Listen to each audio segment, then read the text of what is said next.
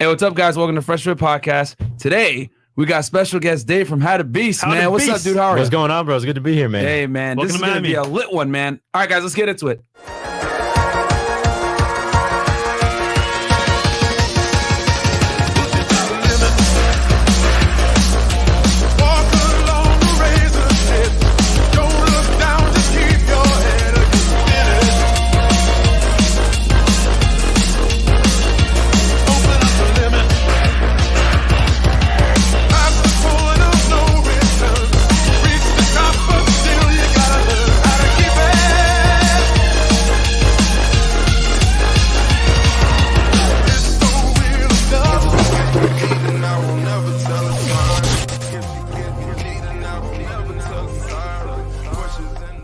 Are back. Hey, guys, welcome to Fresh&fit Podcast. Guys, you want to hear a funny story? Before we tell the funny story, hold on, where you guys are going to put me on blast real quick.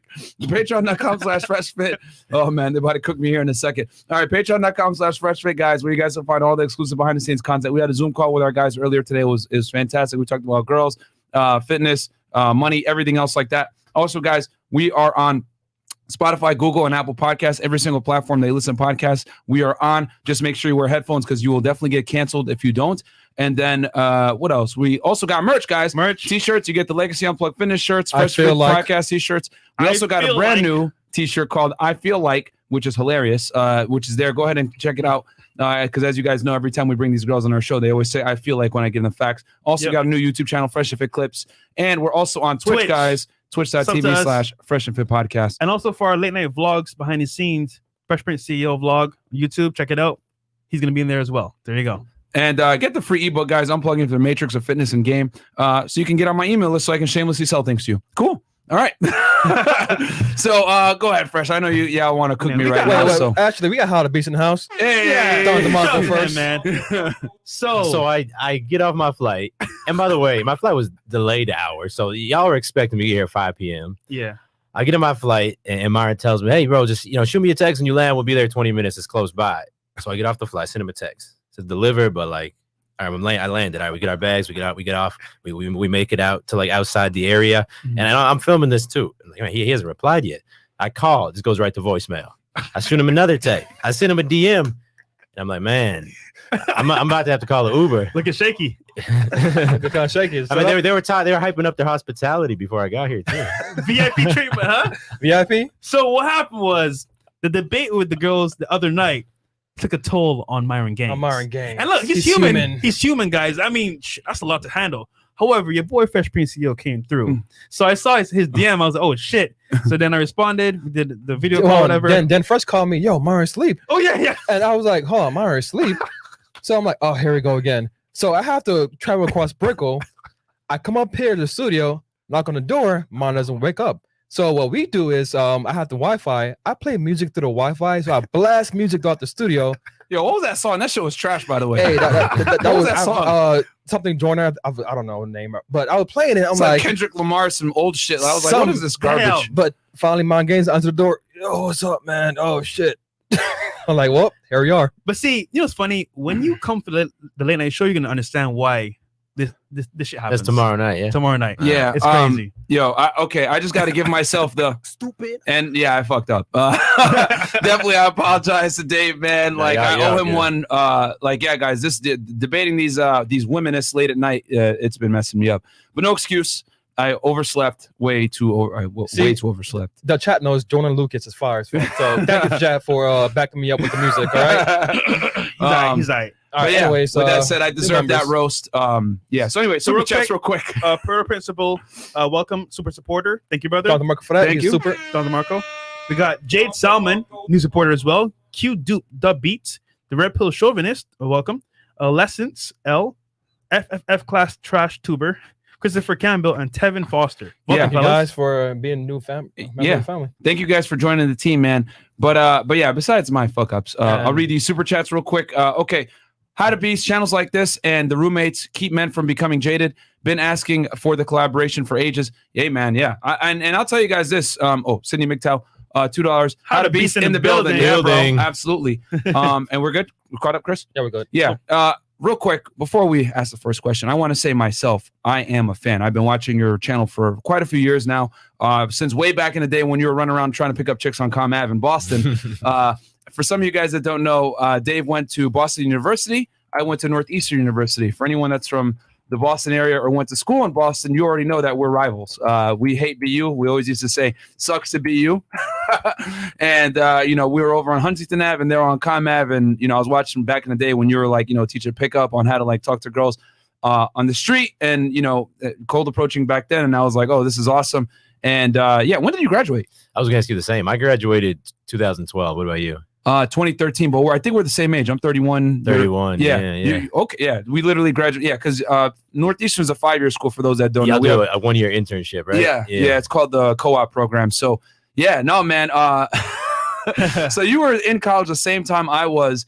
And Boston, man, I always say it's like one of the best cities to go to school. You know what I'm saying? Like if you're not going to go to like a big party school out in the middle of nowhere, you know what I'm saying? Like that has a big sports team.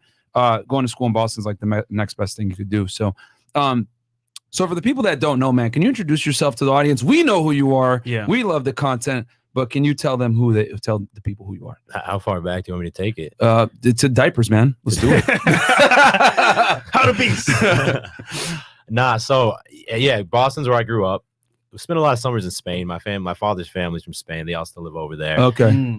But Boston's where I grew up. Went to school in BU. Lived in Boston for years after that, and actually in the city, right? You grew up in the city, like no. So I grew up South Shore. Okay, I grew up South Shore. It's if you're not from Boston, like it's Boston. Yeah, 20 minutes outside of the city. Yeah. But I grew up in the suburbs. Yeah. Okay. Went to BU, graduated. First I was working as a software engineer for about a year, and I wasn't loving it, man. It was just not really what I wanted to do. So I actually quit that. Did personal training for a few years, and throughout that time, I was kind of juggling personal training. I was still doing some consulting for my software company, and that's when a lot of the content started. I started experimenting with, blogs. Blogging was the main thing back then. I messed around with some podcasting, and then eventually you got to YouTube. And YouTube was kind of like the last thing I was going to do because it was after blogging for a few years. My following kind of plateaued out a little bit. I wasn't making as much money as I wanted to, and I was honestly on like the brink of like, man, maybe I'll just go back applying to software jobs and having that steady income. Yeah. But I was like, man, I've never tried YouTube. I love consuming YouTube. I was just kind of intimidating for me to pick up a camera. You don't know that much about camera gear when you're getting started. It's kind of intimidating being thrown on a camera. Yeah. And it was like it was intimidating. But that was 2017 January.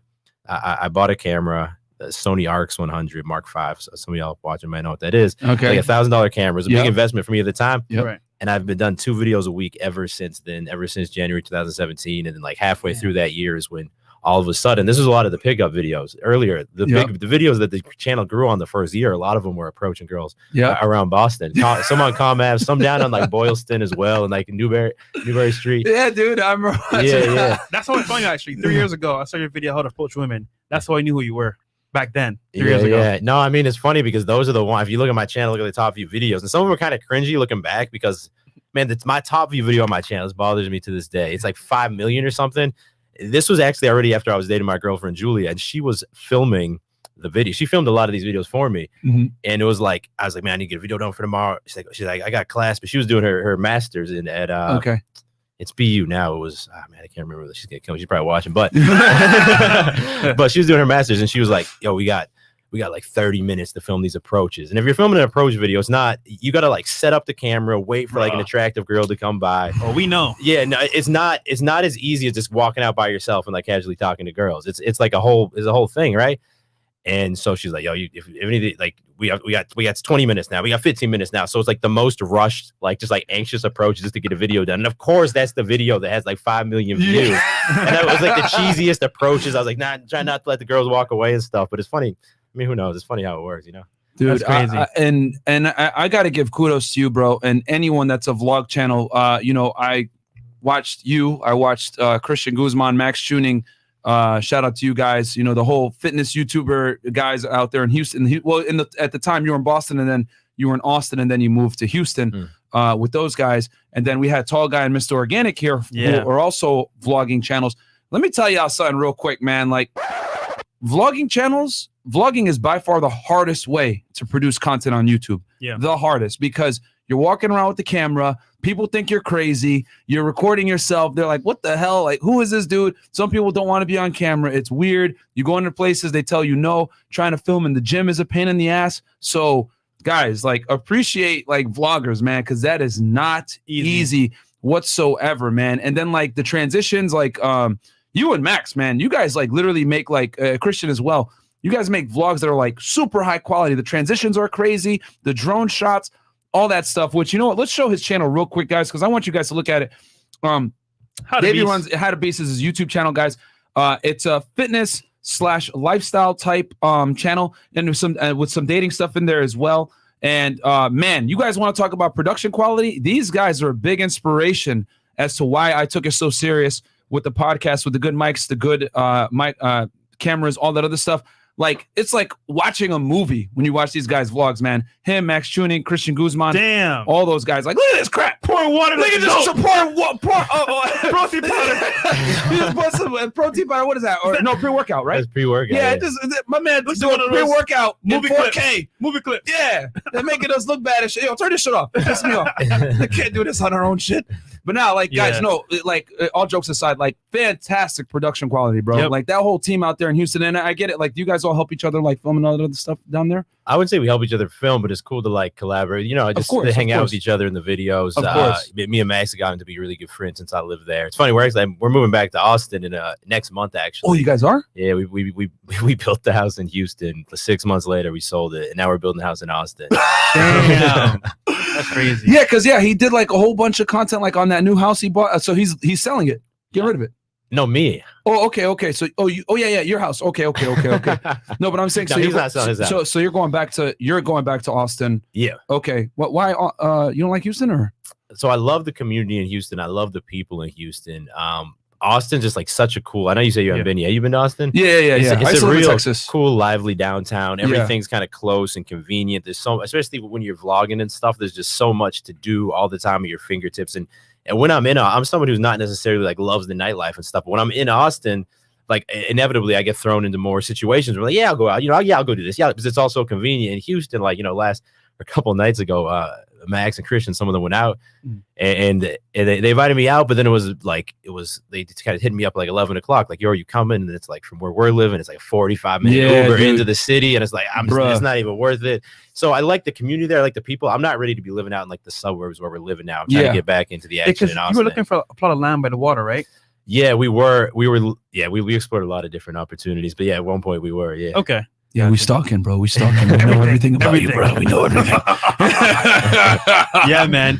So I guess my question for you is, David, How to Beast, what made you choose your name for your channel?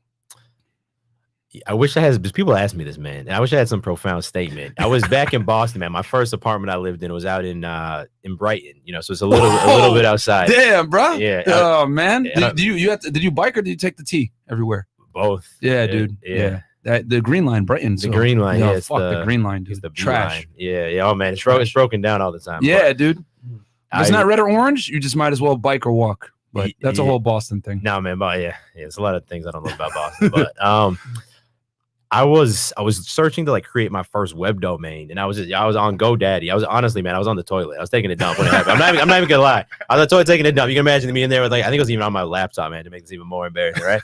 And I was just like searching these domain names, and I don't know like How to Beast. It was one thing I searched and it was available, and I was like, all right, yeah, How to Beast. And then I kind of just went with it. Yeah. Damn, man. So. And I just had one thing real quick, because he was talking about Houston and the drive-in. Yeah. I used to live in Texas, guys. I'll tell you, man, Houston is a huge metropolitan area. For those that don't know, it's like 50 square miles, man. So like the whole Houston metropolitan area is like, I think, second or third biggest in the United States. So when you want to, and the thing about Texas that people don't know, especially Houston, there's really no public transportation. If you don't have a car, you're fucked. You need to drive everywhere out there, man. Damn. So I know exactly what you're talking about. So you were probably out like where, by like Katy or something like that, or yeah, we're out in that direction, and it's just but even when you're going downtown.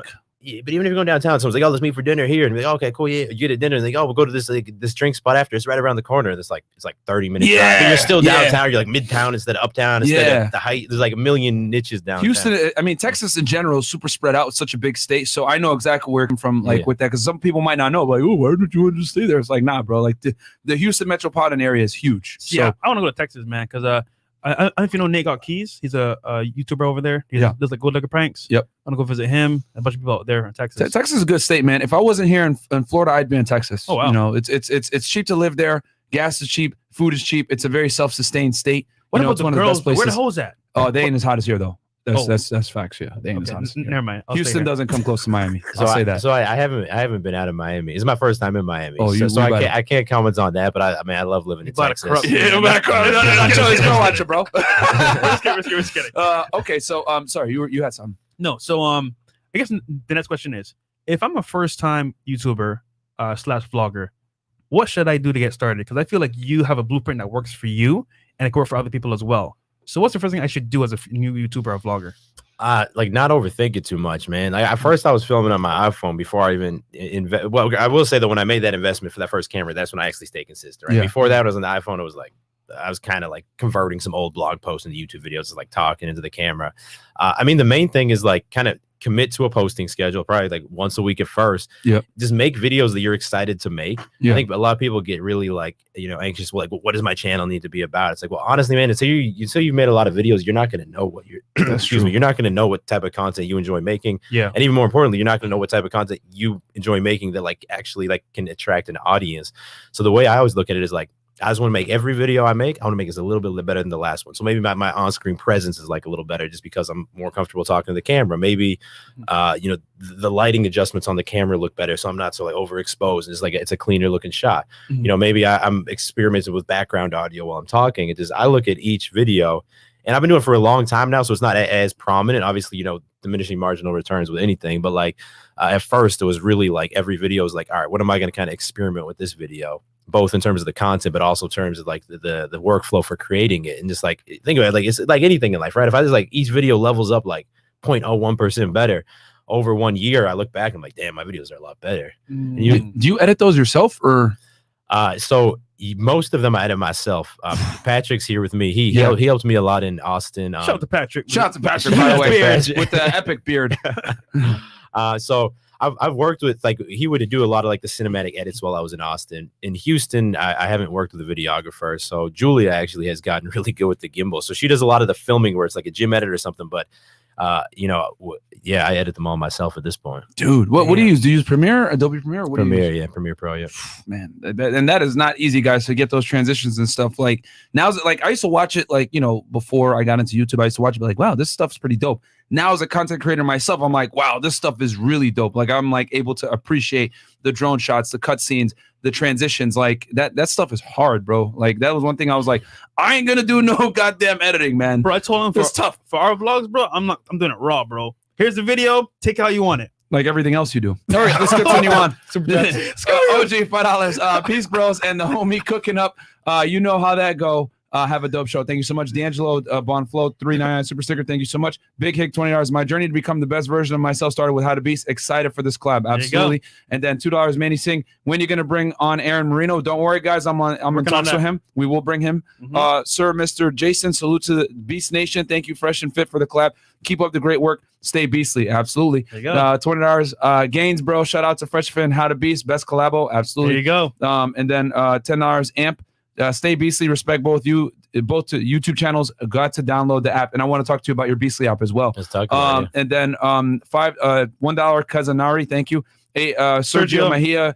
Had a Beast and Fresh and Fit. Been waiting for this collab. Wish you guys the best. Keep up the great content, guys. Road to 7 figures and bread and subs. Absolutely. On our bar, $10. Give yourselves a dollar marker for this content and the 100K plaque. Question for the guests: if you weren't doing YouTube, what do you think your career would be right now? Man, I don't know. I've gotten into a lot of the business side of things lately. We've launched a few different businesses. So if all of a sudden YouTube wasn't a thing yesterday, it would be focusing more on those and different marketing strategies that don't involve YouTube. It would be, I can't say, my life is a lot of people are always like, oh, what's your plan for the next few years? I'm like, bro, I'm just like focused on whatever I think is exciting right now. And like wherever that leads me is cool. All right. Awesome. Don't worry about it. $14.99. Love the vlogs, Dave. I'm a consistent watcher of your vids. Yeah, actually, guys, the vids are fantastic. I appreciate you guys. Troy Williams, $5. Shows like this and Money Monday are great. Will not mind if no girls tonight. You guys deserve a break. Well, actually, we're taking a break tonight. Yeah. But tomorrow night we got some baddies. Yeah. And some very controversial people Do we? How to Beast. Oh shit. Controversial girls. Yeah. Oh, Okay. damn. Okay. So some like relationships and some. See, I don't even know half the time what goes on because, guys, keep in mind, Fresh and Chris really be like dealing a lot with. Chris is like the talent coordinator and the dealing with the chicks. So like when they show up, guys, I don't know who shows up. They just show up and then I sit down and we talk and then I'm like, oh God, here we go. Like it'll be like in the middle of the interview and I'm like, all right, this is gonna be a tough one. You know what I'm saying? Kevin Pagan, How to Beast is one of the realest 100. I was able to improve my dating life, dating/life. Shout out to Fresh for putting up with these hard-headed females at 1 a.m. in the morning, bro. You guys don't even know. I'm losing hair over this shit. Don't worry about it. $20. I'll be honest and glad that there are no females tonight. Last night's show was a tough watch with all the ladies talking over each other. Myron did a great job of taking control of the show. Hey, man, you got to do what you got to do. And then we got Christian Ruiz. Houston in the house. Much love. I stay in the Cypress area. You right, Myron. The girls don't compare, and they have similar mentalities. Miami girls. Wow. Yeah. Yeah. And also on Twitch. Sorry, go Sin for Rent donated 10 subs. So shout out to Sin for Rent, man. He's showing love, bro. Every single show. Sin Thank for you, Rent. man. Thank you. Guys, get the subs. Let's get hype train going for How to Beast. So who? KSD. Okay, KSD donated how many subs, Trey? 5 subs. Thank you. And Agent 48. Thank you guys so much. I appreciate that. All that money will be used for hookers and coke later. Christian Ruiz. Sorry, Houston in the house. Much love. I stay in the Cypress area. Are you right, Myron? Oh, we read that one already, Chris. And then Raul Pena. Hello, guys. I would like to recommend Suzanne Venker as a guest, and she was on Michaela Peterson podcast. I think it would be interesting for young ladies to hear RP truths from an accomplished and married woman. Been here since 60K. And last one. And then Calvin 82, $2. Mine right after last night. I respect the hell out of you. Thank you, guys. I appreciate it. Guys, $10 and up. $10 and up, man. Because we got a special guest in the house. Facts. So, can you tell us a little bit about your fitness journey, man? Because obviously you're in fantastic shape. When did you start working out? How'd you get in the gym? What motivated you? And then also you started taking. Well, we could talk about the other stuff after. But how'd you start with your fitness journey? Yeah, we'll get there. Yeah. I mean, in college, growing up, I was always a scrawnier dude, right? I was just naturally skinnier. I played basketball. That was my sport growing up. In college, I think I just got to a point where it's because I wanted to get laid more, right? Like I want to get laid more, and I was like, all right, I need to get jacked, get these bitches. So like that's kind of what the mindset was going in. Yeah. And then I fell in love with it. You know, I don't know. It just became like a habit that I look forward to every day, going in the gym, trying to lift a little bit more weight, seeing my body change over time. I also just love like taking a bunch of pre-workout, just getting like super hyped. So I'm doing right now. Yeah. So it's something I've always enjoyed doing. And then, you know, as you see those changes in your body, like you get, I don't know, it becomes very fulfilling. And that's when I wasn't happy with the software job. And my cousin, shout out to Matt, and he's in Charlotte. He had just quit his job and started doing personal training or like a year or two before, and he was enjoying it. So I was like, you know what, I'm gonna try it. All my friends and family were like, you quit your software job, do a personal trainer, what are you doing? But I really wanted to give it a shot, and I did that for a couple of years. That didn't end up being the thing I love to do, but it grew on you. Yeah, no, it grew. Fitness is always, it's not something that I could like give up. You know, if someone was like, you could, of course, I don't even know. If someone's like, you got to give up working out, or like something else I like a lot. It would be a tough call. But it's like I really I enjoy, like today, me and Pat were gonna work out this morning, and then we just ended up getting some tacos instead, which I also couldn't give. Those taco runs are epic, man. Yeah. But it's tough for me like to not work out, you know. Yeah, no, absolutely. And then you've been pretty open about the TRT usage and everything like that. Can you tell us a little bit about that and what made you go over? Because me and you are like the same age. We're both old men now. So, and for anyone that doesn't know what TRT is, and you can tell them. Yeah, exactly. Yeah, TRT is testosterone replacement therapy. It's essentially like a low dose of testosterone to keep your body in like. They say keep it in like the high end of the normal range, but as I think once you hit 28 or something, I forget if it's 28 or 30, like it's going to naturally start declining. So it's just it's done to maintain healthy testosterone levels. And I've been completely open about the fact that even at my age, this is early, and I wouldn't recommend other people to do it. And then I could catch a lot of flack from other YouTubers, like, well, then like, but you're doing it, so other people. Anyway, people are gonna hate. Yeah, we can you get can't win, bro. Yeah, we can get in the hate if you want. But I did it partly because as I've been like scaling these different businesses and keeping up with YouTube, of course, and getting older, I've just been like, it takes a toll on you from like a fatigue standpoint. And then I got my test levels tested, and they weren't super low to the point it's like, yo, you really need this shit, but they were lower than I'd like to see them. So to me, it was more of like a life optimization thing. And also like I make fitness YouTube content, and like being a little bit more jacked is not going to hurt anything. Of course, and I've been fully transparent about that as well. So there's a lot of different factors that went into the decision. And we can talk more about the experience of it if you guys want. Yeah, and before we talk about that, I just wanted to give you like some kudos on that because like a lot of fitness YouTubers aren't transparent about that, man. Like they lie about, you know, usage or being natty or whatever it is. And you were always very open about it, man. And, you know, I think, which I guess it works to your benefit and to your detriment because like you're going to get the haters, right? That probably talk shit, like, oh, you're losing your hair or whatever the fuck, right? I've read some of the stupid comments that they leave. But at the same time, it's like, hey, you know, you're honest about it. You know what I mean? So I guess what are the positives and negatives? Yeah. So the positives are definitely more energy, definitely like see better gains in the gym, but it's not like you're running a steroid cycle where these super high levels. So it's kind of like, you know, when you first get started in the gym, you have your newbie gains and they level out. It was kind of similar to TRT. Like I gained a little bit more size, gained a little more strength, and it kind of like levels out as your body adjusts to that new level. Those are probably the main two benefits. If you're someone who struggles with like libido and like sex drive and like getting hard, like it can help you with that. That's not something I personally had an issue with. The downsides are that it takes a while to kind of figure out like the right protocol for yourself in terms of the dosing and where you're injecting, how you're injecting. And there's been a couple times where I've gone through like a period where I could tell that like I had a higher blood pressure, I had like my chest a little tight, and you have to like work those tweaks out. And that's why I just like don't recommend people do it because like it's not, you know, it's not really worth it to like mess with your health on that level unless you feel it can really provide a benefit to you. But that's the downside is more it's like making sure your protocol's right, not just at first when you get started everyone has this mindset of like, well, I just want to have just prescribe me the highest dose. I just want the highest dose. It's like it's gonna be better, more is better, right? But then like it's very obvious, you know, as I've taken it and tweaked my dose over time, and it's lower than it's ever been. I mentioned it was lower in a video like 3 or 4 months ago. It's even lower than that now. Is getting it to a point where like, you know, you really feel good on a day-to-day basis. And you don't feel like it's giving you like, because you actually can have struggle sleeping. You feel like a little bit more anxious if it's too high. Yeah, absolutely. Do you feel like so much only use it when they plateau in the gym or just whenever they have low levels? I mean, I think it's medically like the time to use it is when it's like actually like interfering with your quality of life. And like, that's generally going to be for people probably, you know, in the mid to late 30s at the earliest. But when like, let's say like you can't get an erection. Maybe you have extremely low energy levels, extremely low fatigue. Like those are going to be times when it's probably worth it to get your levels tested to see if you're in a really low testosterone range. Because if you're in that range, then maybe it could be a benefit to you. But you know, you got that's what the importance of getting tested is. Check it out first. Yeah, get your blood tested. Okay, cool. Because like for me personally, like I'm not that much into the gym stuff, but I'm getting into it now. And just watching him is like, bro, like this guy has crazy energy, except for when he sleeps in the morning. Yeah, it doesn't pick us up. But this is true. Okay. When I mean, I've never taken anything, guys, but yeah, I mean, at some point, like it's gonna happen where your T's gonna naturally start to drop, and you might need to like supplement with something to get you back to like, you know, like you said, homeostasis. But yeah, man. I mean, I've just always appreciated how you were honest about it because so many people in the fitness industry, bro, are not honest about that stuff. And yeah, I mean, it's just like you're one of the few guys that like talk about the positives and the negatives, and you talk like you're open about it. So that's definitely very interesting. Do we have any super chats, Chris, or no? Yes, we do. Yeah, we do. Okay, I'll read them real quick, and then we will transition over to the dating stuff. Monoraka S1, $10. Hey, you guys, must have Jordan Peterson on the show. Can you guys get him on the podcast? That'll be a pay-per-view podcast. Name your likes, how many likes you want. Let's start a petition.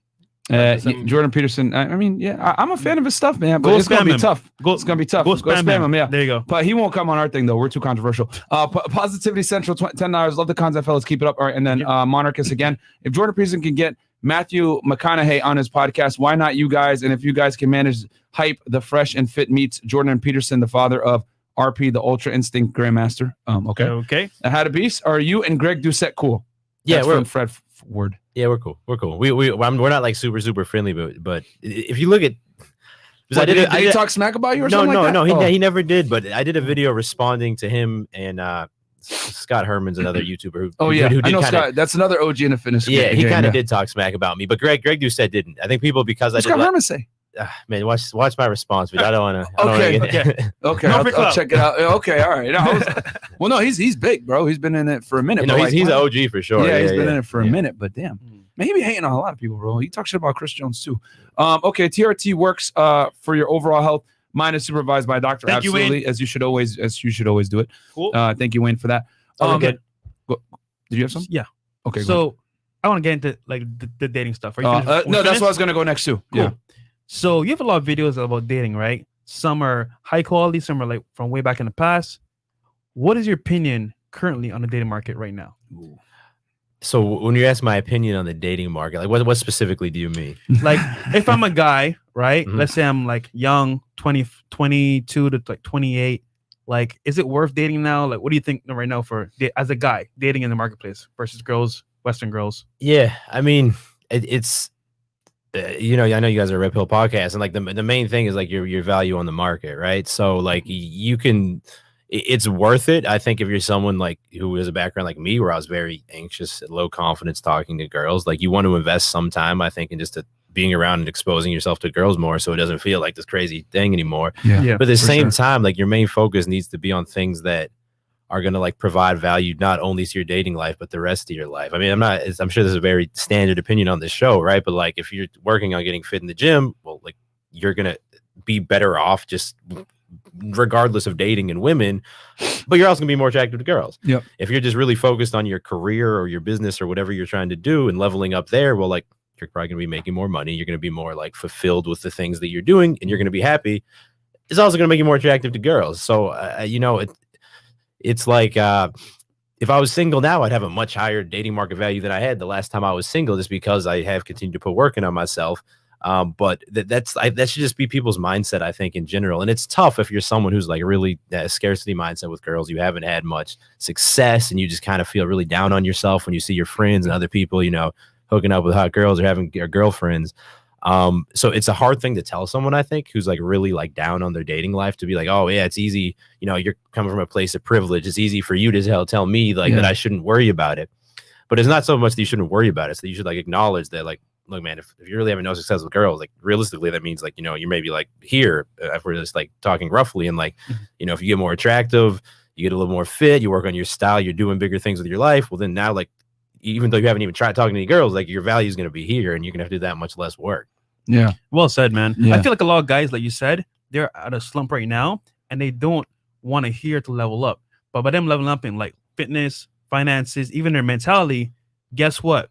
Now the girls that look past you when you were in the slump, they're just looking at you like, damn, who is this guy? Yeah. So you attract rather than chase. Yeah. And I think it's very important that we let guys know, because we say it on this podcast all the time, there's no way around it, bro. You got to self-improve. You know what I'm saying? As women have made more money and become more successful themselves, well, they're going to want someone at bare minimum, they're equal. You know what I'm saying? As a matter of fact, I think it was either New York Post or one of these mainstream news outlets. They were like saying like most women find most men as like financially unattractive or economically unattractive. And that's because there's more women in college now, and women are earning men, you know, contrary to the wage gap, like that girl tried to argue with me the last week, but that's a whole other thing. But yeah, no, man, I agree with you. Like, you got to level up at this point. You know what I'm saying? It's, you know, and you do it for yourself. You don't do it for the girls. You do it literally for yourself. And then a byproduct should be the women. Well, it's like you're getting a guaranteed return on that time and energy you're investing in terms of like the benefits you're getting from your own life. And then you got to look at like the analogy I use on my channel a lot is like, you got to like, if you got to like bake, girls are like the fucking like cherry on the top of the cake. And like baking the cake is like, you know, building up like your body and your income and your mindset. So like that, if your life is, you know, is all in order, you got this dope cake, and it's cool if you get like a little cherry on top of the cake and like a little icing or a little like design on the top of the cake. That's cool. It makes your life a little bit cooler. But if like that's not on the cake, you still got a dope cake you can enjoy. It's not, you know, facts. It's not, you know, being single is not like not having a girl constantly in your life doesn't mean you're gonna be miserable all the time if you have other things you're working on. Facts. I feel like we saw all the time on the show, dating girls is a luxury once you've created value for yourself. Facts. You know what I'm saying? So you could do it before. Yeah, you could date girls before when you're broke, but at the same time, what are you really gaining? You're getting some box on the side, but you're still struggling as a human being. So to me, it's like, it's cool to smash girls when you're broke, but at the end of the day, work on yourself first, so you get everything at the same time. And you get way higher quality girls, but you got guys who are like super hardcore into like pickup and stuff, but they haven't leveled up their life at all. And you see them going out to the bars and the clubs night after night, investing all this time, and it's like, man, like I see the girls you're getting with, and like, is that you're dedicating your entire life to this right now to come away with like a little something just from like the middle of the pack, maybe, you know? Dude, thank you so much, bro. We were literally talking with guys earlier today about that on our Zoom call, how, you know, you can go ahead and cold approach all day and get a bunch of chicks, but like, bruh, like, unfortunately, like chasing after women typically is not going to make you money. Like, it's going to make you lose money, if anything. So it's better for you to just become attractive, like build the empire, and then let them kind of come new, because they're going to come correct anyway. You're going to benefit yourself, and you're not going to waste a bunch of time. Because I'll be honest, man, courting women is a huge waste of time. Like, it takes a lot of time, bro. If you're gonna go out and like pick up, I mean, back when you were single and you were cold approaching, you and I both know this struggle because I'm a big cold approach advocate too.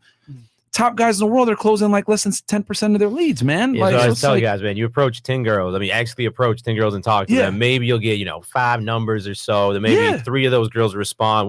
2 maybe turn into a date, and maybe one of them you hook up with. Like, that's like, and that's solid. Yeah, that's solid. That's amazing. Yeah. If you can consistently close 10%, you can teach the shit. You know what I'm saying? So I think, and it's funny too, because like when we bring girls on the show, right? They're always like, hey, what percentage of you guys do you think are actually like out here smashing 70, chicks? 80. Yeah, bro. These girls really be thinking like 100%, or they be like, or I'll ask them, if a guy talks to like, 100 girls, how many do you think he's closing? Oh, like 50%, 70%, 80%. It's like women have zero idea how difficult it is to actually deal with them. You know what I'm saying? It's hilarious. We're saying, for example, if you want to go talk to girls, that's fine. But do it after you finish your work or your business. So let's say you have a 9-to-5 job, you got a side business. Yeah. 9 to 5, you work your job, business, maybe 3-4 hours after work. Then when you're finished, maybe like 10 at night, then go out and talk to girls for practice. But don't do it at the mall for like 5-6 hours. Like, bro, come on, man. Like, it's a waste of time, man. Yeah. I mean, how much time were you back in the day when you were like cold approaching? Like how much time were you spending doing that? And you were filming it too, which obviously took a little bit more time because you had content to film. But I wasn't always filming it. I mean, there's also in my like heyday of like the most time I was investing. But I turned into a head case, man, where like I wouldn't recommend guys to go where I'd be, driving down the street in Boston to see a super hot girl. If I could pull the car over and have to go talk to her, just because like I wouldn't, like I'd beat myself up afterwards. I got to the point where I made it so painful not to approach girls, and it may, for me personally, it might have been a step like I had to take. To like get to the point where I was like, okay, now I can do this.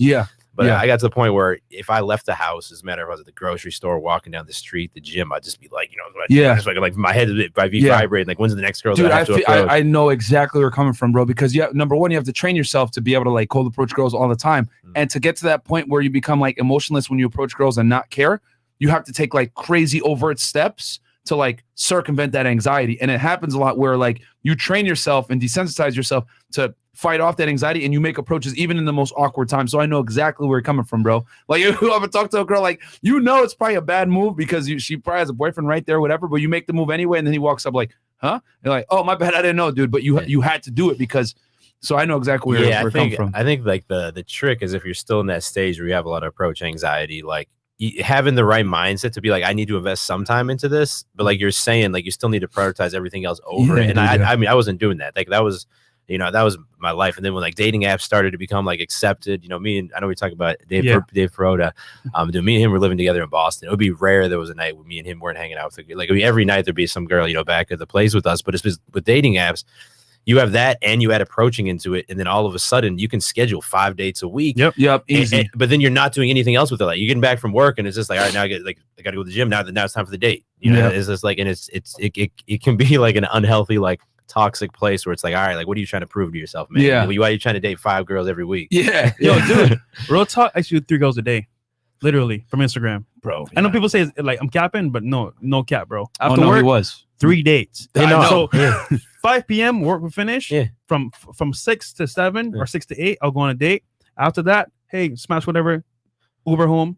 What's next? But once you realize you have a system that you can replicate, and you're in that mindset of like, I just have to date as many girls as possible. Well, then you start to see, well, like if I just invest a little time here, then I can set up this day here, this day here, this day here, this day here, and it becomes like a game where like you feel like you're losing out if you're not constantly hanging out with a new girl. That's exactly how I felt, bro. Yeah, man. You get it. You get into that like that headspace, and then like the other thing too is like back then, like dating apps actually like worked. Like it wasn't like now where like, let's keep it a stack. Girls use dating apps a lot of times now, especially like Tinder, attention, or whatever, to like get followers on Instagram, especially here in Miami. I mean, I don't know other places what it's like, but here in Miami, like these chicks are clout chasing 100%, promoting their OnlyFans, whatever it is. But yeah, so obviously you were able to leave the single life, and now you are with a lovely lady. How can you tell us about that? Yeah, and how did you? Because for example, you obviously have experience with girls. What made you choose her over all the other girls? Because I feel like that's very important. Because you knew how to vet girls from before. So what made you choose her over all the girls? Yeah. So obviously I went from a place of like complete scarcity to like, okay, I proved to myself I can do this. And I got my first relationship probably when I was still a weaker mindset. It was my first relationship, and then that lasted a year. And we broke up, and that was a relatively mundane relationship. And then after that is really when I started going like balls to the wall with this shit, and like really approaching girls like crazy. And then I got my second relationship, and that was a very toxic one where I was full of anxiety all the time. We don't have to like get into details, but people know what toxic relationships are like. And then when I broke up with her, I started going crazy again. But at that point, I think it took me having like two very opposing types of relationships to realize like, well, having like a really basic relationship where everything's easy, it wasn't that fulfilling. Having the crazy toxic relationship is distracting me from everything. And I was in a mindset where like, I don't really want to be in any relationship anymore. And I went back to dating at a more like appropriate pace at that time. That's when I was more like, I think, setting the foundations for my growth, where I was, maybe a couple dates a week. If I liked a girl, maybe see her, on and off for a month or two, but I was really not looking for anything. And when I met Julia, we were both in Boston. We were at the same gym. We also matched on Bumble, I think it was. That's funny. No, nice. And we started hanging out, but it was a very casual thing. And she had just gotten out like a 5-year relationship. So like it felt like it was like she lived like a 4-minute walk away. So it became this thing where we were both on the same page. Like, no, you were still in Brighton at the time, or no? I was living in Fenway at the time. Oh, okay. By the way, Fenway was a great spot for a date. Yeah. It was so central. Every girl would just come to any of the bars in Fenway. Yeah, dude. Yeah, man. Oh, yeah. Fenway's a good area. Logistics, as we see on the show all the time. Don't walk in the fence at night, guys. Do not walk in the fence at night. It's gotten a bit safer. I think when we were in college, it was bad. Man. Yeah. Oh, is it better now? It's good. They've built it up a lot. There's a lot of new developments. Okay, because I remember when I was at college, like, don't walk at the fence at night. I had like 3 roommates that got jumped in the walking home drunk in the fins, man. Yeah, dude, that shit is terrible. I don't know. Quick super chats. Yeah, we got 3. Okay. Myron, you're from a Muslim household, and I am as well. Our religion allows us 4 wives as long as we can provide for all of them equally. That is a caveat. Is that something you see yourself doing? Yes, I will definitely not be monogamous. Cal L 1399 How to Beast. Thanks for being on the Fresh Fit podcast. Question for at Beast: your thoughts on investing like property, stocks, or crypto? Money Mondays, as always. We appreciate taking your time being here. Absolutely, we are going to talk about that in his app and his businesses.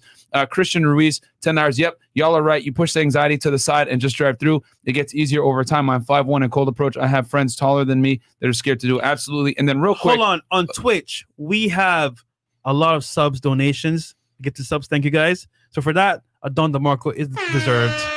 Thank you, guys. Twitch. Thank you to all the Twitch people. Thank you. Goddamn, the quality way better than YouTube. Yeah. On Twitch, guys. Yeah, like I don't know what it is. Twitch is made for streaming. So if Twitch, you watch it on Twitch, it's clear. Here's what we'll do. Right, you start a hype train, send in some more subs. How the Beast will give you a secret that he never said it on the air before.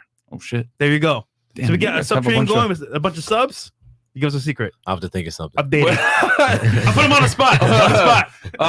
Okay, so going back to what you were saying. So with Julia, so you so we met very casually dating. Boston. Yeah, I was still seeing other girls at the time, and it became like a very convenient thing because I was like, look, I'm not really looking for anything right now. She's like, I just got a long relationship. I'm not looking for anything right now. Super attracted to her. The sex was super good. She was super chill to hang out with, and it just became something that like strung along for like 3, like 4, like 5 months. And then I was in Spain. I think I mentioned my family's from Spain. I try and go there every year for like a month or two. Mm-hmm. And then she happened to visit with her friend, and they ended up staying at my family's place there. And that was kind of when I guess we decided to take the next step. But it was more from a place of like, this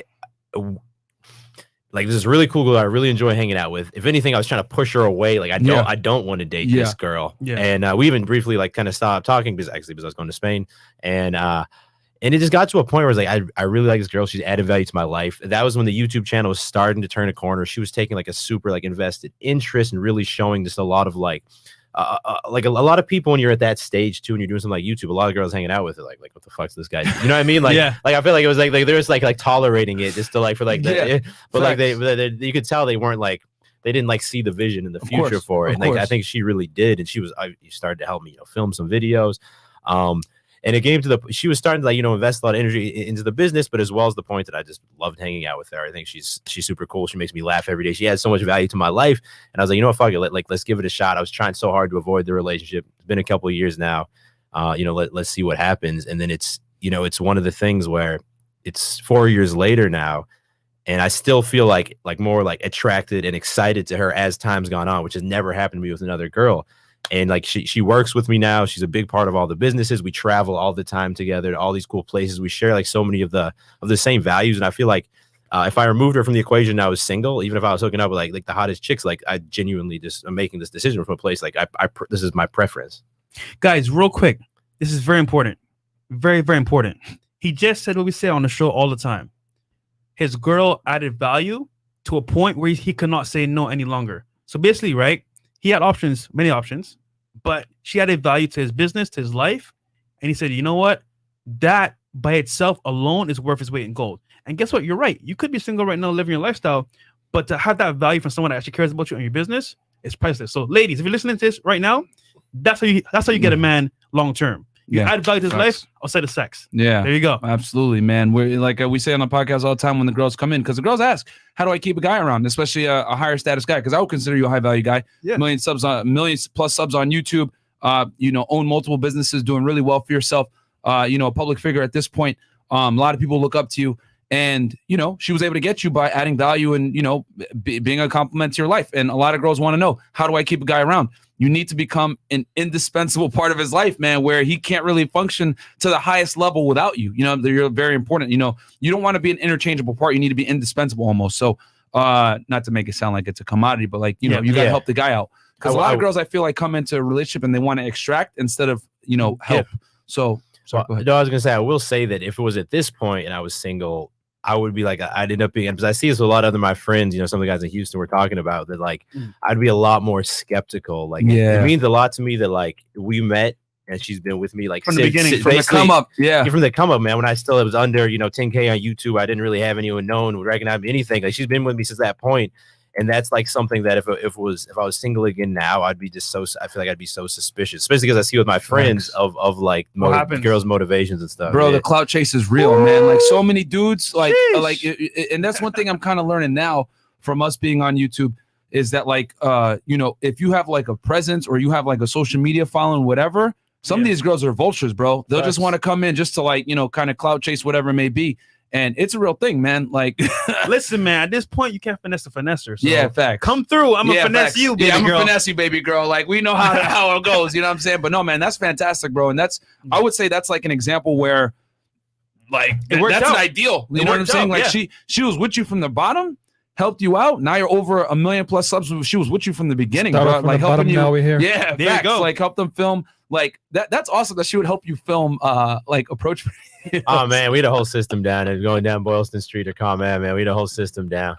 Wow. That's real love, man. We'd be on the phone, she'd be down a block. She'd be like, all right, there's a cute girl coming. I'm gonna go position myself here at the phone. If they, all right, I see. All right, all right. That's hilarious. That's awesome. For those that don't know, guys, Boylston's a main street in Boston. It's a very nice area, a lot of bars, a lot of high-end shops around there. A lot of people are always walking around. Newberry's the next block over. It's think of it as the Fifth Ave of Boston. Okay. So real quick, on Twitch, we got some donations. Shout out to everyone on the Twitch gang over there.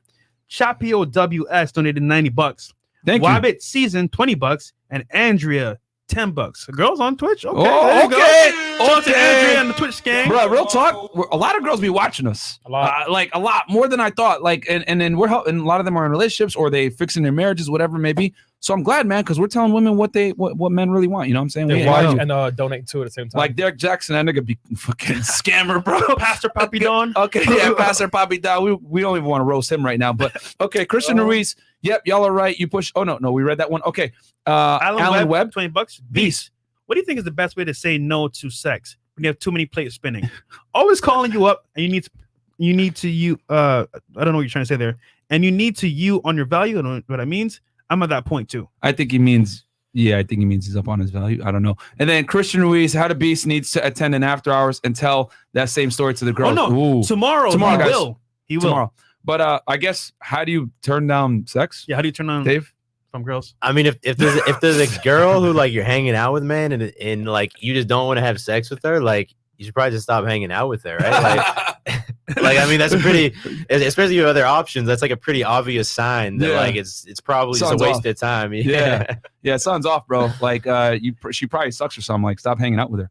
Yeah, bro. Okay, Twitch gang strong. Thank you guys so much for the support. So, and you and her are engaged now, right? Yeah, we are. Yeah. Congratulations, man. Thank you. Congratulations. Do you know? Do you know what day you guys are gonna get tied a knot? It's gonna be in Spain. So because of COVID, we've been engaged for over a year now. It's gonna be sometime next year. Oh wow. Okay. Yeah. No, man. And you said your folks are from Spain, right? You speak fluent Spanish, right? If I'm not mistaken. I would say it's almost fluent. Once I'm there for a few days, it's fully back. Yeah, because I've seen some of the videos with you and your boy Yeah, and obviously, we've done a couple of approach videos in Mexico and Spanish. And your Spanish is pretty good. Yeah, I mean, you got that Spain Spanish, but you know what I'm saying. Yeah. How is it? You guys pronounce the TH when you guys that's how you know it's like someone from Spain. Yeah. And your last name, bro. That's like the most Spanish last de Morenas. De las Morenas. That's Spanish as fuck, bro. Yeah, that proper Castilian Spanish. Shout out to our boy RP Thor. Congratulations on having a favorite human being at your side for a year in and year out. You can build an incredible empire with a woman that brings added value to the relationship. Yeah, RP Thor, guys, has been married for a long time with his wife. And listen, guys, see, here's the thing about the RP, and I'm going to just say this real quick. Guys, you got to understand that men and women work better together. Okay, a lot of guys in RP, a lot of you guys just hate chicks. Let's keep it a stack. A lot of y'all niggas is fucking misogynists. You guys hate women. I'm just gonna keep it 1,000. You know what I'm saying? You know what I'm saying? Oh, no, fuck women. No. Bro, you know what I'm saying? Text I showed you today on the IG. Oh, we can't say that on air. But that shit had me dead. Somebody sent a message to one of the female guests from yesterday. Oh, I can't imagine. Yeah, it was crazy. But the point is that a lot of you guys, man, are on some like hating women type shit. Listen, guys, men and women work better together than they do apart. And if you could find a girl and vet her and put her through her paces and see that she adds value, you know what I'm saying? And she's with you on the come up and then helps you rise up. That's probably a girl you want to keep by your side, guys. You know what I'm saying? Like, women could be a fantastic addition to your life if you know what you're doing and you know how to vet her properly. Like, for example, me and Myron, you see us with different girls almost every single day. But the ones you see with us constant, all the time, that girl is adding value to our lives. So you see with a single twice, she's adding value. So off rip, not every girl's the same. I mean, the majority are definitely for the streets. But at the same time, understand that there are going to be some women that add value to your life and keep them around. Because guess what, fellas? If you can find a girl that actually cares about you as a person and then as a lover, why throw away? You feel me? And not only that, like if you got a chick that's like helping you out, whatever, it's actually going to be better for you because then you don't have to go out and spend time sourcing. We all know sourcing takes up like shit ton of time. So if you got like a girl by your side that helps, I mean, your business has probably been like exponentially better with her by your side because now you got her helping you. You don't have to spend time chasing after other chicks, and you're able to like focus 100% on your business endeavors, right? Yeah, for sure. I mean, and her just being in the YouTube videos has definitely like helped it. It adds a different dynamic to the channel. Of course. But to comment on like what y'all are talking about. Yeah, sure. I think that people just love extremes, right? It's easier. It's easier to go to an extreme than to kind of like acknowledge the nuance. You know, when it comes to like COVID, it's like no one should wear a mask or everyone should wear a mask. Rather than like let's like talk about the nuances. And I think people they apply the same thing when it comes to dating, where you have people who are either like you should never marry a girl ever, or like every man has like the responsibility to marry a girl and start a family. It's like, well, there's like probably like some truth in between we can find.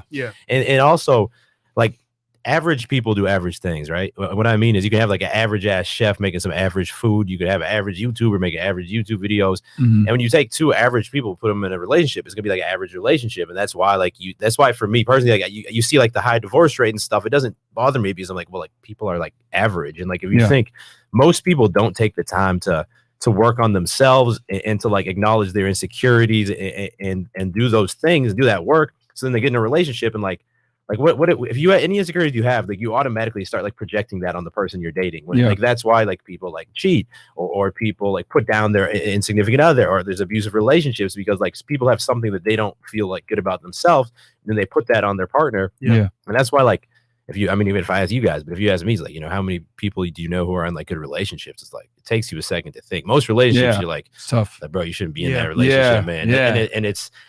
And that's why like you have to acknowledge the nuance. And I think also something that's important to note is that like anytime you take a risk in life, that means like it could have a positive outcome or a negative outcome. And it's like, you could sit around and be like, I'm never gonna put my trust in a girl because she might cheat on me, and then that would be the end of it. But you could use that same logic to be like, well, I'm never going to start a business because I could end up losing some money and that would be bad. It's like, that could happen. My girl, like Julia, she could cheat on me someday. But like you have to be like not just with relationships, but anything. You have to be like strong enough to like acknowledge risk and be like, I'm going to move forward. And if the worst thing happens, and like my girl cheats on me, it's like that doesn't mean it's the end of the world, especially if you've been leveling up yourself. Exactly. You have a lot of people in the red pill, I think, who have it in their head that like, if I put my trust in a girl and she betrays me, that's like the worst thing that could ever happen to me, and I'm gonna be like, I'm just gonna be so miserable, so I'm never even gonna put myself in that position. And I'm not saying everyone needs to have a girlfriend or be monogamous, because like people can have their preferences, but I'm saying that it's just important to acknowledge these things and be like, yeah, there is risk with that, and that's okay. Not like, if this girl cheats on me, it's like the end, like the world's gonna end and like I can never bounce back. It's like, well, maybe you learn some lessons along the way. I'll say this, man, like obviously on this podcast we typically tell guys don't get married. We tell guys, based on the numbers and the statistics, it's probably in your best interest to not get married. I ain't doing it. But what I will say is this: we bring in our attorneys, guys, Jen Pratt and everything like that, family lawyers, and they give you guys ways to kind of do it without destroying yourself, right? So because we understand that some guys want to get married, and to be honest with you, if you want to raise children in the best environment, you should be married. You know what I'm saying? The best kids come out of a 2-parent household, and typically you want to be married for that 2-parent household. So I'm not gonna knock people and tell them don't get married, like don't do it. You can just understand. My thing is just have your eyes wide open going into it. You know what I'm saying? As I'm saying, you got to acknowledge the risks. Exactly. And it comes down to like, how risk tolerant are you? Are you set up in a way where if it were to not work out, you have things in place to protect yourself? It is what it is, which is why we bring Jen in and her husband Dan, which is fantastic episodes if you guys want to check out those episodes that we talk about marriage.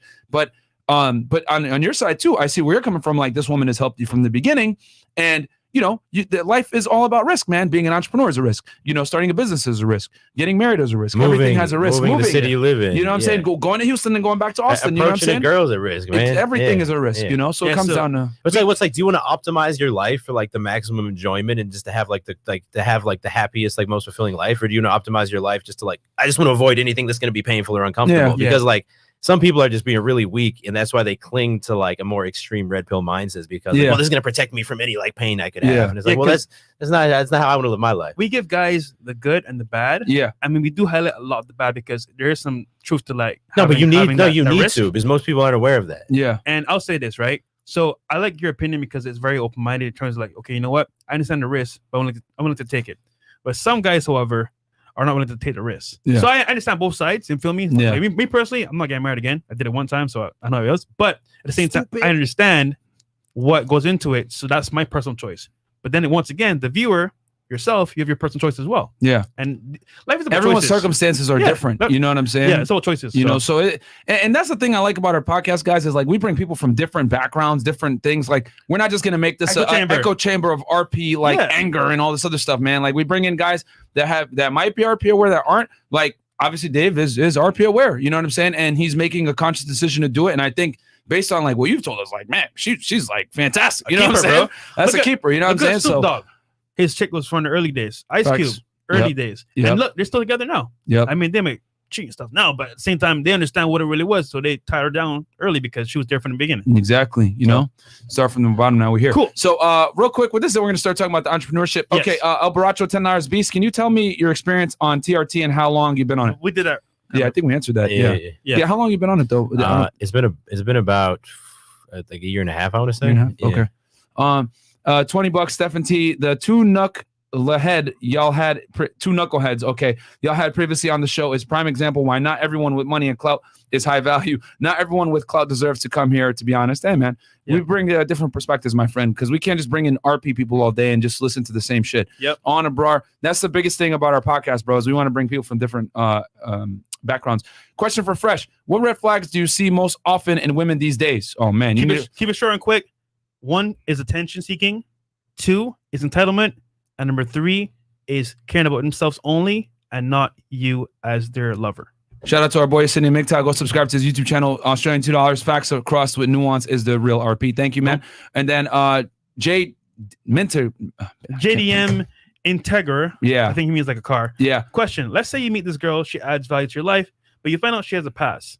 Like, this girl's comparable to what the Beast is describing about his girl. Oh, so he's saying like his chick was that comes down to you, bro. Yeah, every guy is gonna have different tolerance levels on a woman's promiscuity in the past. You got it better. You know what I'm saying? That comes down, that's your personal choice. Like, some guys like don't care, some guys get mad about that. You know what I'm saying? It bothers them. So it comes down to your personal preference. If it was too much for you, like, don't do it. You know what I'm saying? No, investing. Okay. So you have an app. Can you tell us about the Beastly app and how you came about with that? how it's going, everything like that. I know you had made some updates to it recently. But how did that all get started? Well, look, I mean, I had sold a lot of like PDF based programs, like most fitness influencers would sell, right? Like that's where you start, and then I'd upgraded to having like a membership website where you actually log in. There's videos, it's like a lot higher level than that. But I was like, man, it would just be cool if we had an app. And there's a lot of like companies out there that white label these apps. They make them and they just like, look, we'll put your branding in it, we'll put your workouts. Trainerize is one of them. Yep. Yeah, but even a lot of people who have their own apps, it's really just like there's like Gin Flow is like is a company that makes apps for a lot of influencers. So when you download it looks like it's the dude's app, but they only allow like some small level of customization. So I talked to a few of them. They're like, we can do that, we can't do that, can't do that, can't do that. I'm like, this is gonna end up being worse than my membership site. Like, so I found a development team. They're called SB Concept out of Germany. And they're super legit. We built it from the ground up, and it's been about a year now since we launched it, and we've continually made updates to it. Because you come in with like a mindset of like, these are all the things I have required, and then you implement them, and then there's inevitably bugs, but then inevitably you get, I mean, I think we have over like 30 or 40,000 dudes who've like downloaded the app and used it, and like you get a lot of feedback. That's awesome. People want this. I thought people, for example, I'm trying to think. Merch. For example, t-shirts in stores, guys. Go ahead. So for example, like right now, the way the app designs it tracks your weight for every exercise. And at the end, let's say you're supposed to do bench press, 3 sets at 12, and your weight last time was like 225 pounds. If you hit it at the end, it just says, did you reach like the target reps in every set? If you say yes, it adds 5 pounds. If you say no, you repeat the same weight next week. It's implementing progressive overload, which again, I haven't even seen any other apps to do that. So I think it's already head and shoulders above. But now people are like, well, I'd kind of like to know the amount of reps I did last week too, because technically if I did 225 pounds for 10 reps, I didn't reach the 12, but then this week I could still aim to get 11 reps instead of 10. So now we're adding in like, rep tracking. So you're going to be able to see every single rep, the amount of reps you've done for every single exercise in past weeks. But little by little, you get more knowledge, and you just want to, at least for me, I want to make this app that it's like a no fucking brainer, that doesn't matter if you've been lifting for a long time or you're new to the gym. It just adds so much value that it's like, well, I'm going to be making better progress with this. Without it, it just makes my diet and my training that much better. Right. So I'm trying to make it as good as possible. We actually have another big update in the works now. I got to talk with the developers tomorrow morning to see an update of it. But okay, we're like redoing a lot of like the UI just to make it a lot more like fresh and fit looking. There you go. And guys, there's an app down below right here. Yeah, and we've been putting it. Yeah, guys, we've been putting the link to it there as well in the chat. So go ahead and give it a shot. Go ahead and download it because it's on the App Store and it's on the Google Play Store as well, right? Yeah, you can go to beastlyapp.com or you can just search Beastly Fitness in either of the app stores, whether you're on Android. There's a quiz right here too. Yeah, so the physique quiz, if you do the physique quiz is beastquiz.com. That's more going to kind of that's going to ask you a few simple questions, and it's going to recommend for you like the right like diet and workout to follow. Okay, both of which would be available inside the app. The app is a free 7-day trial too, so you can try. Fantastic. It. So they can try it out and see how they like it. If you don't like it, you can cancel. It's not a big deal. Yeah. And what else are you invested in? Like stocks, real estate, crypto? Stocks. I have a little crypto from back in the day, but I've just honestly, the way I look at it is I'm putting any money I can into just like basically like index funds, and I'm not trying to like to take mental energy away from everything I'm doing, and because I know a lot of my friends who they get into crypto, they get into this, they get into that, and then every time I'm with them, they're just like looking at their fucking portfolio all day, and I'm like, man, my mental energy is like so precious that yes, if I invested a lot of time into, and I have some money in crypto, but like if I invested this much time into always like kind of like shifting around my portfolio, it would distract me from my other businesses. Right. And I'd rather just get the safe return with the primary, most of my money in these index funds, where it's like you probably can get like 8% a year, right? Yeah. And then just which is fantastic, and focus the rest of my efforts on just making a bunch more money. So I just put more money in there. Yeah. Because even at 8% a year, like, yeah, maybe you invest at the right crypto, at the right like altcoin at the right time, and you 10x your money, and it could work out. But like for sure, if I just keep making more money, keep putting in index funds, within a few years, hopefully we just reach the point where the amount of money I'm making from return after that, I'm just making enough to live on that. Don't have to worry about as much. You're focusing more on like earning more versus like trying to like divert your mental energy on like investing into like things that is speculative. Because I hate to say it, like cryptocurrency is speculative, man. Elon throws a tweet out and the whole market shifts. That's the definition of a speculative market. Facts. Like Elon threw a tweet out, it went up, and then he threw another tweet out and it went down. And I'm in crypto myself. I got Ethereum and I got Bitcoin, and I hold a decent amount of it. But yeah, I always say invest enough where it ain't gonna have you up at night late. Because I agree with you, bro. I got a couple buddies that are heavy into crypto. I'm talking about like 90% of their wealth is in cryptocurrency, and they're checking that stuff all day, every day. And I'm like, bruh, like, nah. My thing is, I like that guys are investing in something at least rather than nothing. But my thing is, if you're gonna do that, right? Think about this, because if you go and invest in crypto and you get a big win, that's awesome. But what's next? It's done from there. Yeah. So if you got a business that's generating you income, that business can go for months, years. Yeah. Crypto is like, okay, boom, invest money. I'm gonna pull it out at some point, but then what's next? Yeah. So, I just think a lot of younger dudes just there's this like image on social media that people are, it's like the gold rush with fucking crypto, and you have all these young dudes who think like I'm just gonna get ripped off of crypto. Dogecoin, and it's not that you can't make Dogecoin. money, and there are people making money off of crypto, but it's also it's at the point now that it's like enough people are aware about crypto that you shouldn't look at it as like a get rich quick thing. It should be like once you've covered like your investments for like the short term, for any like short term spending you have, whether you're trying to buy a house or whether you're about to move or whatever it is, then after that I'd still invest a good chunk into like index funds, and then if you have some money to play with, you don't worry about losing it, throw it into crypto. But like too many young dudes are just looking at crypto as like like Dogecoin, like to the moon, like it's like, bro, you could make some money off it, but like chances are you're just gonna waste a bunch of time and energy and probably not come out kind of even or something. I would say the litmus test is if it can negatively impact your mood to the point where it's stressing you out, you probably have too much invested in it, with crypto at least. Well, and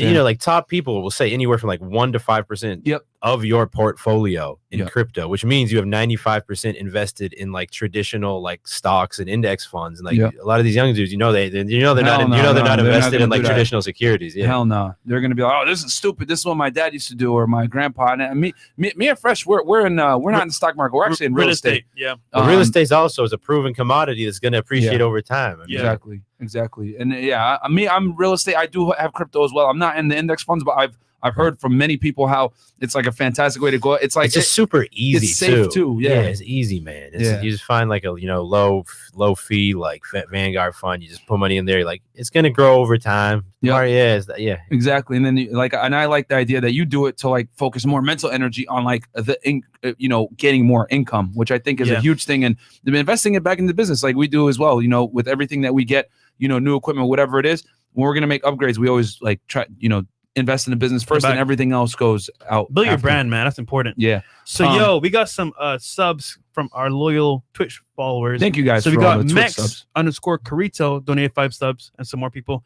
So shout out to y'all. And then also super chats. No, we're good. Cool. We're good. Got it. All right, so cool. David, where can people find you? YouTube. Hey,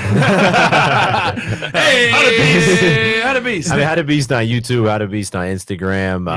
Beastly app is the fitness app. Edge is the clothing brand. It's a shirt with these. Tell us about your clothing brand real quick. All right, so it's super dope clothing, but clothing is something that I always tell people, because it's like one of like the businesses that everyone's like, oh, I want to have my own clothing brand. Yeah, I would, if I was like doing it over again, I probably would have not had a clothing brand. And what I mean is there's so many variables. I told them on my YouTube channel earlier, we had like basically $100,000 worth of merchandise like just lost because they got delivered to like the wrong warehouse. And we recovered most of it at like over like 6 months, but there's a lot of friction. You have to make the investment into like the bulk order you have being produced, which at our size now is usually around 50 to 150K, and you make that investment, and then like you wait like a few months before you get that in stock, and then you sell through it. If you don't, if you only order enough to sell out, which we did at first, it's great. It's a little bit less risk, but then you have all these people in between launches that are like, where I can't buy anything. There's some percentage of returns. There's some percentage of stuff that's going to be defective just because when they're mass producing things, maybe like one little stitching thing's messed up. Exactly. There's a lot of friction, and the profit margin is not like insane. I love doing it, and at the point I'm at, we have momentum. I've figured out so many different aspects. When you first get into it, you're like, I want to make a cool t-shirt. But when you're custom like building this thing with your own like factory overseas, it's like you have to know like the measurement from here to here, the measurement from here to here, the measurement from here to here. Every little you need to learn. Like first you think it's like, oh, it's, this is like 95% cotton, 5% spandex, but it's like, but what's the fabric weight? Like I don't know what the fucking fabric weight is. Like it's like 220 GSM, and then you start learning all these different fabric weights, all these different hem types, and like it's not something just to like casually. That's what I tell people. Like if your dream is like design clothing, that's cool, but it's not something to like casually like, oh, I'm gonna dip my toes into tough, it, dude. Like it's like this is like 3 years of doing it now, And now we're getting to the point where I feel like we have a legitimate business. Not that it hasn't made money, but that like there's a lot of details and a lot of things you got to consider. And not only that, man, for those that don't know, like you're in athleisure. With athleisure is extremely competitive. You know what I'm saying? Like I feel like Gymshark put that on the map, you know, almost a decade ago now at this point. And then you know, obviously, you know, Christian Guzman came out with Alpha Elite, and then Max has Ever Forward, and then now you have your clothing brand. And there's just so many brands out there. Nike is into it as well now. Nike kind of caught on. Adidas, all the Reebok, Puma, and athleisure is a very popular clothing niche, I guess I would say, because like getting in shape is like cool. You know what I'm saying? Well, a lot of people are getting into fitness. Another reason is another consideration. I mean, luckily, I think, you know, people in their 20s and 30s, maybe in their teens now, like now they look at like, in the past, you know, when it was first at Gymshark and Alpha Elite, it was like, I could get that, but I could also just go to like Dick's Sporting Goods and get like some Nike stuff. But now I think people look at buying things online, specifically like athleisure clothing, as like a main part of their wardrobe. So there's a lot more like demand for it than there was as well. It's become a very like mainstream thing. Like everyone's like picks their favorite brands online. They buy it because they know like usually the stuff is just made and like fitted better than if you walk into some store like H&M and buy something. Yeah. No, absolutely. And athleisure's like exploded in the past like decade. So I've noticed that like there's been a bunch of clothing brands, and man, kudos to you for getting in that field, bro, because it is extremely competitive to sell clothing. You know what I mean? And it's it costs quite a bit of money to like get into it. So a lot of guys can't do it. You know what I'm saying? So that's awesome, bro. And what's the name of what's the website if people want to get the merch? Shopedge.co. Shopedge.co. And then what's the website for the supplements? I don't have my own supplement brand. Okay. So the supplement that you saw in that video, I released like a signature pre-workout. Transparent Labs is the brand that sponsors me. So we have like a Beast Bulk pre-workout is called. It's like I did like the flavor with them. We tweaked the formula a little bit. But it's not my own brand. Okay. Cool. And you have like a code with them, I'm guessing? Yeah, a link? Code Beast. Code Beast. Okay. And we'll make sure we put that in the description box for you guys that want to support. Cool. Okay, real quick. We'll hit some of these super chats. Inos, I'm so blind. Shout out from Denmark. Been following your content for some time now. Don DeMarco, keep hustling. Thank you so much, man. I appreciate that, man. All right, we're caught up. And then Trey, we had something with Twitch, right? Trey? No, we're good. We're good. Oh, we're good. Okay. All right, so thank you to everyone on Twitch, by the way, that's been donating subs and everything else like that, guys. We appreciate it greatly. And then, Dave, can you give us some final words, bro? What are your Well, I wanted to say thank you, guys. Like, this is, y'all have a good experience here. Like, y'all have like the studio. Like, y'all made this an experience. Aside from that little airport hiccup, but I owe him one for that. I definitely do. Dinner tonight. Yeah. I'm starving, man. But I just wanted to say like I appreciate it. Y'all make me feel like a very welcome guest. We got you, man. I appreciate it. Thank you so much, bro. I owe him one for the airport. We're gonna catch a workout tomorrow, guys. And cool. So go follow How to Beast on Instagram, YouTube, everywhere. Follow Myron, UnplugFit 2Ts. Follow me, Fresh Prince CEO. And then follow Chris, Aaron C. Pogson. You have a Facebook page too, right? Your Facebook too? Yeah, I don't really do too much. I mean, it's How to Beast, Trade Talk Sports. Don't follow it. And then that's a first. So tomorrow, don't follow it. Tomorrow we're gonna have him with some ladies. Late night show is gonna be insane. So stay tuned for it, guys. All right, guys. Thank you so much, man. We'll catch you guys tomorrow night. Peace.